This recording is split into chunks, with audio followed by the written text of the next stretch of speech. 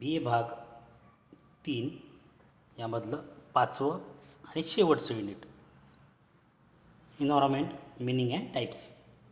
त्यामधलं पहिलं चॅप्टर आहे 5.1 पर्यावरण संकल्पना व पर्यावरण प्रदूषण. पर्यावरण संकल्पना व पर्यावरण प्रदूषण. तर सुरुवातीला पर्यावरण म्हणजे काय, पर्यावरणाचा अर्थ आपण या ठिकाणी शिकूयात. पर्यावरणाचा अर्थ बघा, पर्यावरण म्हणजे त्या सर्व बाह्य परिणामांचा समूह होय जो जीवसृष्टीला भौतिक व जैविक शक्तींनी प्रभावित करीत असतो आणि प्रत्येक जीवाला आवरण प्रदान करीत असतो. बघा, पर्यावरण म्हणजे त्या सर्व बाह्य परिणामांचा समूह होय जो जीवसृष्टीला भौतिक आणि जैविक शक्तींनी प्रभावित करीत असतो आणि प्रत्येक जीवाला आवरण प्रदान करीत असतो, ते आहे पर्यावरण. म्हणजे पर्यावरण म्हणजे सर्व बाह्य म्हणजे सभोवतालचं जे आवरण आहे त्यालाच आपण थोडक्यात काय तर पर्यावरण म्हणत असतो. तर पर्यावरणाचे घटक, पर्यावरणाच्या घटकामध्ये पहिला आहे वातावरण. बघा, पृथ्वीच्या सभोवताल असणारे विविध वायूंचे आवरण म्हणजे वातावरण होय. पृथ्वीच्या सभोवताल जे आवरण असते त्याला आपण वातावरण म्हणत असतो. हे सभोवतालचं जे काही घटक आहे त्या सगळ्यांना पृथ्वीच्या भोवती जे काही असणारं वायूचं आवरण आहे त्या सगळ्याला आपण वातावरण म्हणत असतो. नंबर 2 आहे जलावरण. बघा, पृथ्वीवरील सर्व सजीवांच्या अस्तित्वासाठी असणारा सर्वात महत्त्वपूर्ण घटक म्हणजे पाणी किंवा जल होय आणि या जलालाच जलावरण म्हटल्या जाते. त्यानंतर नंबर 3 शिलावरण. बघा, पृथ्वी ज्या विविध खडक खनिजांनी बनलेली आहे त्या शिलावरण म्हटल्या जाते. याला शिलावरण, खडक आहेत, वेगळे खनिज आहेत, याला सगळ्याला शिलावरण म्हटल्या जाते. त्यानंतर नंबर 4 आहे जीवावरण. जीवावरणात पृथ्वीवरील सर्व सजीवांचा समावेश होतो. यामध्ये जेवढे सजीव आहेत त्या सगळ्या सजीवांचा समावेश या जीवावरणामध्ये होतो. त्यात पर्यावरणाचे प्रकार, तर पर्यावरणाचे अनेक प्रकार आहेत. त्यामध्ये आपण पर्यावरणाचे अनेक प्रकार त्यामध्ये आहे. नंबर 1 आहे जैविक पर्यावरण. जैविक, ज्यामध्ये जीवजंतू, आपण सुरुवातीला जसं शिकलं जीवावरणामध्ये, तसं जीवजंतू या सगळ्यांचा या पर्यावरणात समावेश होतो. कीटक आहेत, मानव आहेत, सगळे जे सजीव आहेत या सजीवांना जैविक पर्यावरणामध्ये समाविष्ट केलं जाते. त्याला जैविक पर्यावरण असं म्हटल्या जाते. त्यानंतर आहे नंबर 2 अजैविक पर्यावरण. या अजैविक पर्यावरणामध्ये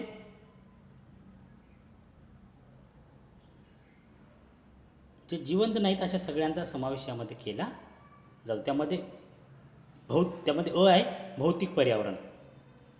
म्हणजे दगड आहे, माती आहे, म्हणजे हा पर्यावरणाचा एक भाग तर आहे पण ते सजीव नाहीत. दगड, माती आहे, डोंगर, दऱ्या, या सगळ्यांचा समावेश हा भौतिक पर्यावरणामध्ये केला जातो. त्यातलं ब आहे रासायनिक पर्यावरण, केमिकल्स. हे सुद्धा आहे, हे जीवसृष्टी किंवा हे पर्यावरणाचं संतुलनासाठी अत्यंत महत्त्वाचं आहे. रासायनिक गोष्टी, त्याच राहायला रासायनिक पर्यावरण असं म्हटल्या जाते. कारण याचा चांगला वाईट परिणाम हा सजीवांवर होत असतो आणि म्हणून रासायनिक पर्यावरण ही सुद्धा एक महत्त्वपूर्ण संकल्पना, हे पर्यावरणाचा एक महत्त्वपूर्ण प्रकार आहे. नंबर 3 आहे सांस्कृतिक पर्यावरण. हा साधारणतः मानवाच्या संदर्भातला एक पर्यावरण प्रकार आहे. यामध्ये संस्कृतीची देवाणघेवाण, संस्कृतीच्या चालीरीती या सगळ्यांचा यामध्ये समावेश होतो. याला सांस्कृतिक पर्यावरण म्हटल्या जाते. त्यानंतर आहे पर्यावरणात अंतर्भूत असलेल्या घटकांची वैशिष्ट्ये. काय काय यांची वैशिष्ट्ये आहेत? पहिले विशिष्ट कार्यपद्धती. तर बघा, पर्यावरण अंतर्भूत असलेल्या घटकांची वैशिष्ट्ये. त्यामध्ये पहिलं आहे विशिष्ट कार्यपद्धती, की या पर्यावरणाची एक विशिष्ट कार्यपद्धती असते जी चालू असते, ती निरंतर चालू असते. आणि हे सुद्धा एक वैशिष्ट्य आहे की सूर्य उगम पावला आणि सूर्यास्त झाला, सूर्य उगवणे, सूर्य मावळणे, किंवा ह्या काही पृथ्वीची काही सभोवताली स्वतःभोवती आणि चंद्राभोवती आपण म्हणतो फिरत आहे, ती ह्या सगळ्या गोष्टी ही कार्यपद्धती, विशिष्ट कार्यपद्धती आहे, ही निरंतर चालू असते. नंबर 2 आहे स्वयंचलित कार्यपद्धती. या पद्धतीला कोणीही चालवत नाही, ती स्वयंचलित आहे आणि म्हणून ती तुझं एक तिचं महत्त्वपूर्ण वैशिष्ट्य आहे की ही स्वयंचलित कार्यपद्धती आहे. त्यानंतर नंबर 3 आहे परिस्थितीजन्य तंत्राची रचना. अनेक बदल त्यामध्ये जर होत असतील, परिस्थितीजन्य काही बदल जर होत असतील तरी एक रचनात्मक ते बदल होत असतात, म्हणून त्याने काय परिस्थितीजन्य तंत्राची रचना. त्यानंतर नंबर 4 आहे पर्यावरणाच्या स्वरूपात परिवर्तन. पर्यावरणाच्या स्वरूपात परिवर्तन म्हणजे पर्यावरणाच्या स्वरूपात जे काही वेगवेगळे बदल होत असतात, या पर्यावरणाच्या स्वरूपात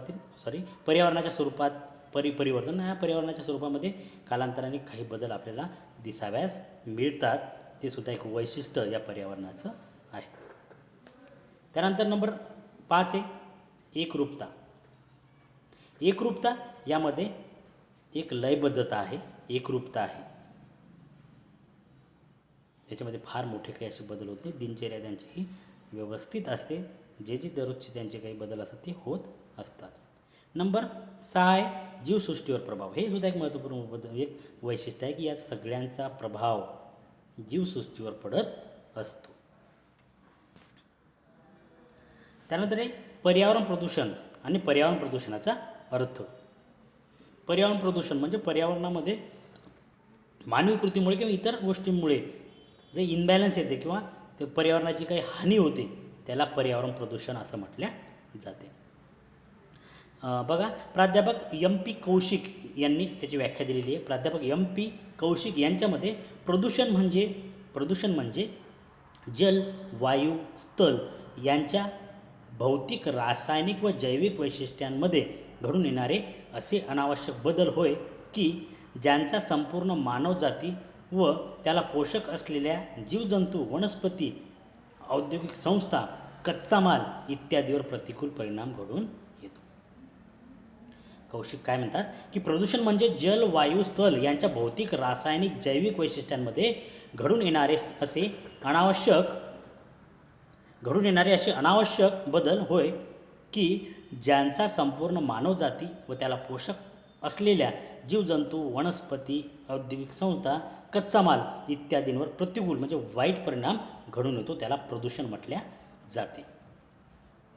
एकंदरीत काय तर मानवी हस्तक्षेपामुळे पर्यावरणात घडून येणाऱ्या हानिकारक बदलांना पर्यावरण प्रदूषण म्हणतात. बघा मानवाने त्यामध्ये हस्तक्षेप केला आणि मानवाने हा हस्तक्षेप केल्यामुळे जे पर्यावरणात जे काही हानिकारक बदल घडून येतात त्यालाच प्रदूषण असे म्हटल्या जाते. त्या पर्यावरण प्रदूषणाची काय काय कारणे आहेत तर पर्यावरण प्रदूषणाचं कारणं आहेत. पहिलं आहे वाढते औद्योगिकरण. पर्यावरण प्रदूषणाचं महत्त्वपूर्ण कारण आहे वाढते औद्योगिकरण वाढत आहे. त्यामुळं अनेक रासायनिक वायू हवेमध्ये सोडल्या जात आहे. सांडपाण्याच्या माध्यमातून पाण्यामध्ये किंवा जमिनीवर काही रासायनिक घटक सोडल्या जात आहेत. यामुळं प्रदूषणामध्ये वाढ होत आहे. नंबर 2 आहे नैसर्गिक साधनाची कमतरता. काही नॅचरल रिसोर्सेस असायला पाहिजेत किंवा वनस्पती असायला पाहिजे तर त्यामध्ये इनबॅलन्स आहे, कमतरता आहे. झाडं आपल्याकडे पुरेशा प्रमाणात उपलब्ध नाहीत. त्यामुळे सुद्धा या पर्यावरण प्रदूषणामध्ये वाढ होत आहे. नंबर 3 आहे वाढती जंगलकटाई.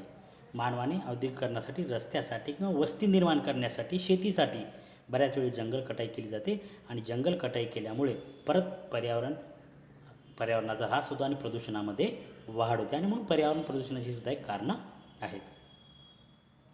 नंबर 4 आहे वाढती लोकसंख्या. लोकसंख्या सतत निरंतर वाढत आहे. ही वाढती लोकसंख्या किंवा वाढत असणारी लोकसंख्या, या लोकसंख्येला खाण्यासाठी अन्न, राहण्यासाठी जागा या दोन्ही कारणासाठी जंगल कापले जातं, जंगलाची कटाई केली जाते आणि या लोकांना वस्ती निर्माण केली जाते.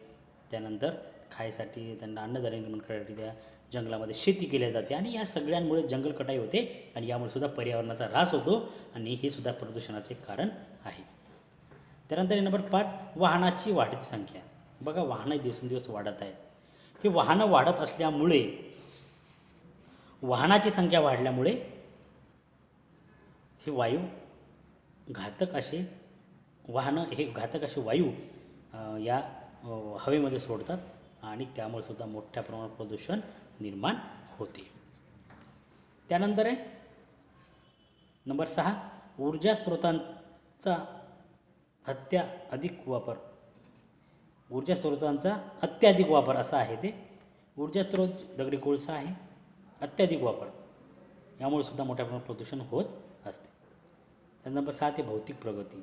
मानवाने जेव्हा भौतिक प्रगती केली तेव्हा त्याने पर्यावरणाचा ऱ्हास केला. ज्या ठिकाणी जंगल होते त्या ठिकाणी जंगल कटाई करून औद्योगिक वसाहती निर्माण केल्या. आणि किंवा तुम्ही पाहाल तर मानवाने मानवाच्या सोयीसाठी वाहनांची संख्या वाढवली. घरामध्ये AC ज्याला आपण म्हणतो वातानुकूलित खोल्या निर्माण केल्या. यामुळे सुद्धा पर्यावरणाचा खूप सगळा ऱ्हास होत आहे आणि यामुळे हे सुद्धा एक प्रदूषणाचं महत्त्वपूर्ण कारण आहे. त्यानंतर नंबर 8 आहे वायुमंडळातील उष्णतेत वाढ. वायुमंडळामध्ये ज्याला ग्लोबल वॉर्मिंग असं आपण म्हणतो की वेगवेगळ्या प्रकारच्या प्रदूषणामुळे त्याचं एक लेयर ही आकाशात जाते आणि आकाशात गेल्यामुळं एकूणच जागतिक किंवा वेगवेगळ्या जंगलाला आग लागते किंवा टाकाऊ पदार्थ हे त्या पाण्यात सोडल्यामुळं किंवा टाकाऊ पदार्थ जमिनीवर सोडल्यामुळं जमिनीचे किंवा जास्त पावसामुळं जमिनीची धूप होते. जर आपण कचरा पेटवून दिला तर त्याची वाफ किंवा धुपट तयार होऊन ते वातावरणात मिसळते किंवा या वाहनाच्या धुरामुळे सुद्धा वातावरणामध्ये एक उष्णता निर्माण होऊन वायुमंडळात उष्णतेत वाढ होते व त्याचासुद्धा पर्यावरणावर विपरीत परिणाम होतो. ते सुद्धा एक प्रदूषणाचं कारण आहे. त्यानंतर आधुनिक नंबर 9 आधुनिक उत्पादन तंत्र. आधुनिक टेक्नॉलॉजी आली. या आधुनिक टेक्नॉलॉजीच्या हव्यासापोटी आपण पर्यावरणाचा खूप मोठ्या प्रमाणात ऱ्हास केलेला आहे. त्यानंतर नंबर 10 ओझोन वायूचा ऱ्हास. ओझोन वायूचा ऱ्हास बघा, आपण पाहतो की हवेतील प्रदूषणामुळं हवेमध्ये एक प्रदूषणाचा वायू निर्माण होतो आणि ते वर आकाशाकडे जातो. एक विशिष्ट अंतरावर जो काही आपला ओझोनचा थर आहे त्या ओझोनच्या थराला या प्रदूषणामुळे छिद्र पडत आहे किंवा तो ओझोनचा थर पातळ होत आहे. आणि त्या ओझोनचा थर जर पातळ झाला तर सूर्यापासून जी निघणारी जी अतिनील किरणं आहेत ती पृथ्वीवर येतील आणि जीवसृष्टीला त्यापासून धोका निर्माण होतो. आणि म्हणून ओझोन वायूचा ऱ्हास करण्यासाठी सुद्धा प्रदूषण कारणीभूत आहे. त्यानंतर पर्यावरण प्रदूषणाचे प्रकार. कोणकोणते प्रकार आहेत? तर पहिला आहे भौतिक प्रदूषण. भौतिक प्रदूषण तर बघा त्यामध्ये वायू प्रदूषण. भौतिक प्रदूषण त्यामधलं नंबर 1 आहे वायू प्रदूषण. वायू प्रदूषण म्हणजे काय की हवेमध्ये जर अनावश्यक घटक, हानिकारक घटक जर त्या हवेमध्ये मिसळल्या जात असतील तर त्यामुळं हवा ही दूषित होते, प्रदूषित होते. त्याला वायू प्रदूषण असं म्हणतात. त्यानंतर जलप्रदूषण. पाण्यामध्ये अनावश्यक टाकाऊ पदार्थ, कीटकनाशकं हे जेव्हा त्या पाण्यामध्ये मिसळतात आणि त्यामुळे सजीवाला जो धोका निर्माण होतो त्याला जलप्रदूषण असं म्हटलं जाते. नंबर 3 आहे भूमी प्रदूषण. भूमी प्रदूषण. जमिनीवर जेव्हा सांडपाण्याच्या माध्यमातून वेगवेगळे केमिकल टाकले जातात किंवा वेगवेगळ्या प्रकारच्या हवेत वायू सोडले जातात त्यामुळे हवेचं प्रदूषण होते. ती हवा वर जाते आणि पावसाच्या पाण्यासोबत ते केमिकल्स हे जमिनीवर पडतात आणि जमिनीचं प्रदूषण होते. त्या जमिनीमध्ये जी चांगलं पीक येत नाही आणि याला जमिनीचं किंवा भूप्रदूषण असं म्हणतात. बऱ्याच वेळा हे